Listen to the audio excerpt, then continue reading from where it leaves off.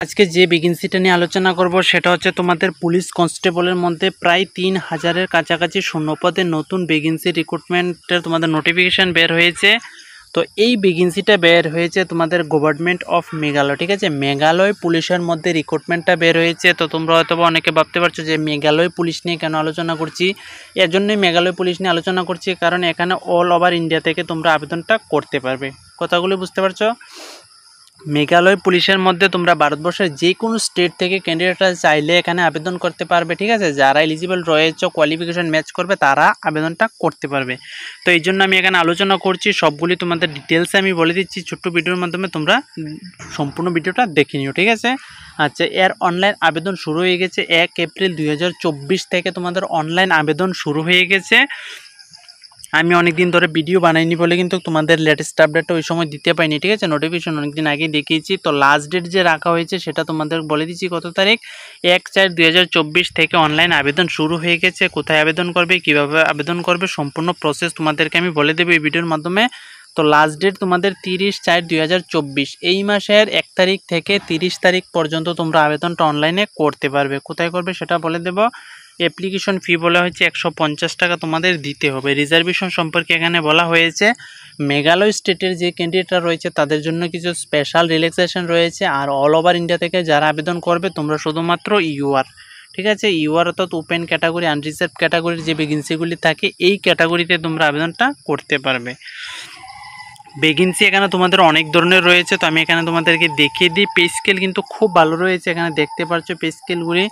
Sub ইন্সপেক্টরও তোমাদের এখানে post রয়েছে, কনস্টেবলও রয়েছে। তো টোটাল এখানে তোমাদের যে স্যালারি পে স্কেল, সাব ইন্সপেক্টরের আলাদা, কনস্টেবলের আলাদা এখানে দেওয়া হবে। ভ্যাকেন্সি এখানে 2 ধরনের রাখা হয়েছে। উপরে দেখতে পাচ্ছ সাব ইন্সপেক্টরের এখানে ভ্যাকেন্সি রয়েছে 76। তারপর ইউবি ক্যাটাগরির মধ্যে তোমাদের এখানে যে কনস্টেবল, সাব ইন্সপেক্টর এগুলি রয়েছে তাদের পোস্ট এখানে তুলে ধরা হয়েছে। তো আমি সবগুলি আলোচনা করবো না, টোটাল পোস্টটা এখানে দেখাচ্ছি। তোমাদের 1255টি ভ্যাকেন্সি এখানে রাখা হয়েছে। নিচে দেখো এবি ক্যাটাগরিতে তোমাদের আরেকটি ভ্যাকেন্সি রয়েছে, এখানে রয়েছে টোটাল 1637টি, ঠিক আছে। 1200 আর 1637টি তোমরা এখানে প্লাস করে নাও, প্রায় 3000-এর কাছাকাছি টোটাল ভ্যাকেন্সি পেয়ে যাবে, ঠিক আছে। পে স্কেল খুব ভালোই রয়েছে। বাকি ডিটেলসগুলি নিচে তোমাদের দেওয়া হয়েছে, ঠিক আছে। ভ্যাকেন্সি এখানে ফায়ারম্যান রয়েছে, ফায়ারম্যান ড্রাইভার রয়েছে, কনস্টেবল তোমাদের ট্রেডম্যানে কিছু পোস্ট রয়েছে। তারপর মিজোরাম পুলিশের মধ্যে কিছু স্পেশাল ফোর্সের রয়েছে। তো এখানে অনেকগুলি তোমাদের ভ্যাকেন্সি কিন্তু ক্যাটাগরি ওয়াইজ দেওয়া হয়েছে। কনস্টেবল ড্রাইভার রয়েছে, তারপর কনস্টেবল জেনারেল ডিউটি এগুলি কিন্তু রয়েছে।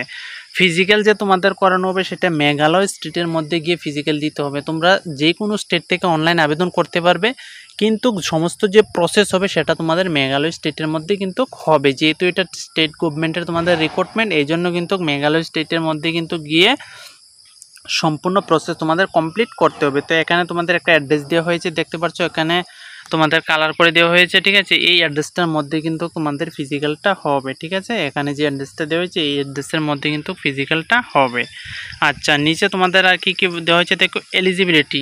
এলিজিবিলিটি এখানে তোমাদের কি বলা হয়েছে দেখো, Indian citizen are eligible to apply, অর্থাৎ ভারতবর্ষের নাগরিক হলে যে কোনো স্টেট থেকে তুমি এখানে আবেদনটা করতে পারবে। 1/1/2024 হিসাবে তোমাদের এজগুলি কিন্তু কাউন্ট করা হবে।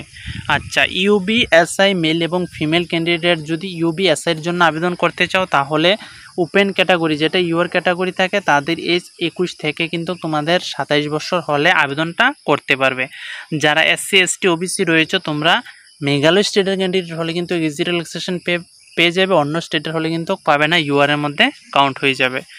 আচ্ছা, এখন কনস্টেবল যে পোস্টগুলি রয়েছে এখানে এই পোস্টের মধ্যে তোমাদের এজ লিমিট একটু মেঘালয় স্টেটের মধ্যে কমে রাখে, আর সেই হিসাবে রাখা হয়েছে 18 থেকে 21 বছর।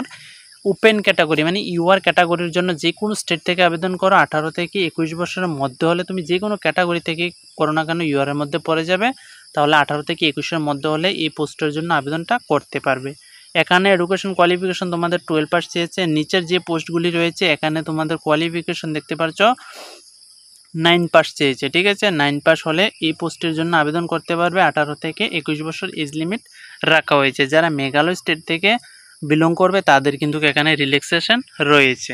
আচ্ছা, নিচে তোমাদের ডকুমেন্ট সম্পর্কে আর কিছু বলা হয়েছে। তো যে এক্সাম হবে সেই এক্সামের সিলেবাস এখানে তোমাদের তুলে ধরা হয়েছে। ফিজিক্যাল যে হবে এখানে ফিজিক্যালের মার্ক রয়েছে, রিটেন এক্সামের সিলেবাস সম্পর্কে সম্পূর্ণ ডিটেলসে দেওয়া হয়েছে। ফিজিক্যালে 5 কিলোমিটার রান করানো হবে মেলদের, আর 3 কিলোমিটার রান করানো হবে ফিমেলদের। ফিজিক্যালের মার্ক এখানে কত মিনিট আসলে কত মার্ক দেওয়া হবে এগুলিও কিন্তু চার্ট এখানে দেওয়া হয়েছে।